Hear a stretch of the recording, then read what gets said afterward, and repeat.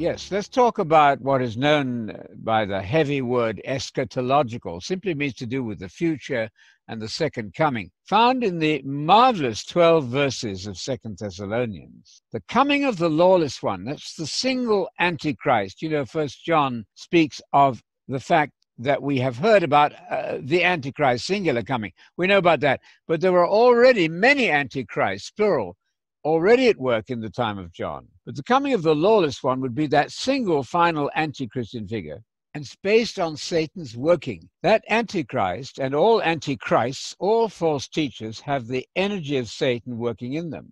And in this case, this lawless one gets a crowd, people, to listen to him because of the false witnesses, miracles, signs, and wonders that accompany what he does. You can get a crowd if you do miracles. All kinds, Paul piles on the words here, all kinds of false miracles, signs, that's miracles again, and lying wonders. With every, look at the pile up of words here to make his point, with every unrighteous deception among those who are perishing.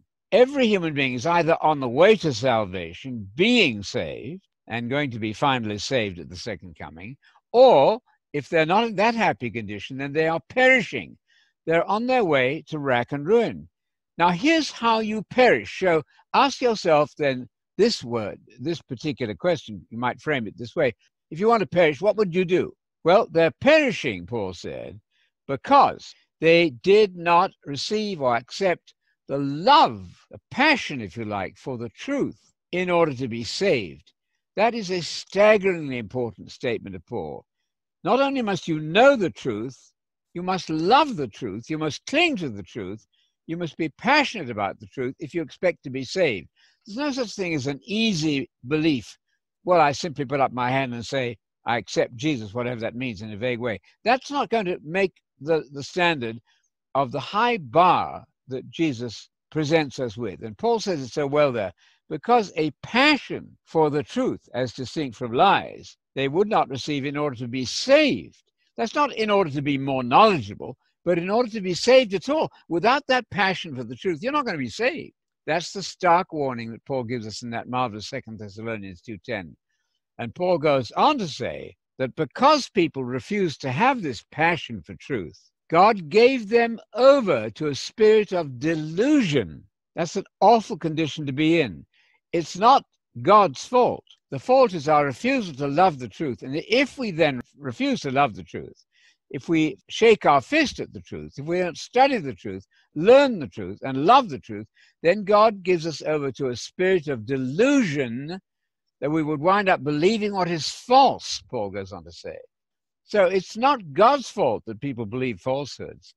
It's their fault because the Bible has given us these truths plainly on page after page, and people love the traditions of their church so much that that can have a blinding effect on their ability to understand the truth.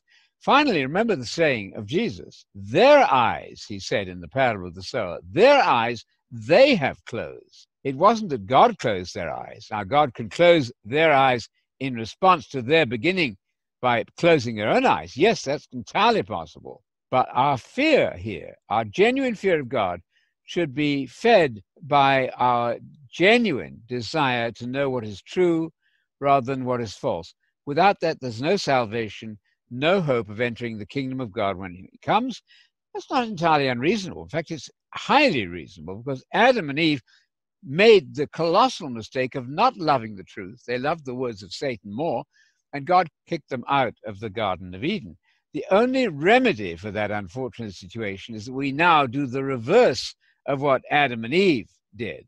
And we learn to love the truth so we can be in that Garden of Eden, the paradisos, the paradise of the future kingdom to be established on a renewed earth when Jesus comes back. And finally, let me say, going to heaven when you die as a disembodied soul is vastly remote from anything the Bible ever says. No, it always promises that the meek will inherit the earth, a renewed paradise earth, when Messiah comes back to rule on the renovated earth.